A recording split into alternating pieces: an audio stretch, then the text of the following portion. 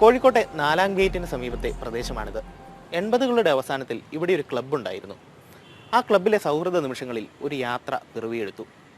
ആരെയും കൊതിപ്പിക്കുന്ന സ്വപ്നം പോലുള്ള വർഷങ്ങൾ നീണ്ടുനിന്ന ഒരു യാത്ര.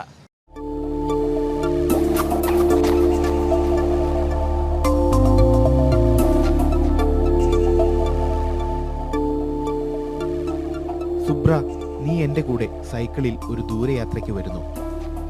എവിടേക്ക്? കുറേ ദൂരേക്ക്. കുറേ ദൂരത്തേക്ക് എന്ന് വെച്ചാൽ ദിവസമല്ല, ദിവസങ്ങളോളം, മാസങ്ങളല്ല, ചിലപ്പോൾ വർഷം മുഴുവൻ. മൈക്കിൾ, നീ എന്താണ് പറയുന്നത്? ഒന്നും മനസ്സിലാകാതെ സുബ്രൻ എന്നെ മിഴിച്ചു നോക്കി. അതെ, യൂറോപ്പിൽ എത്തിച്ചേരാൻ ഇതേ മാർഗമുള്ളൂ.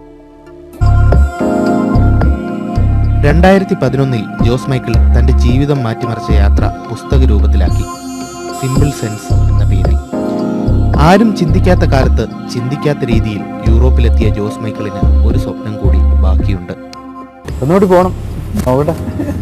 സഞ്ചാര സാഹിത്യത്തിൽ ഇടയ്ക്കിടെ കടന്നു വരാറുള്ള ഒരു ജീവിയാണ് ട്രാവൽ ബഗ്. അതിൻ്റെ കടിയേറ്റവരെ യാത്രയുടെ ലഹരി പിന്നീട് ഒരിക്കലും വിട്ടുപോകില്ല. കാണാക്കാഴ്ചകൾ മോഹിപ്പിച്ചുകൊണ്ടേയിരിക്കും. യാത്രകൾ തുടർന്നുകൊണ്ടേയിരിക്കും.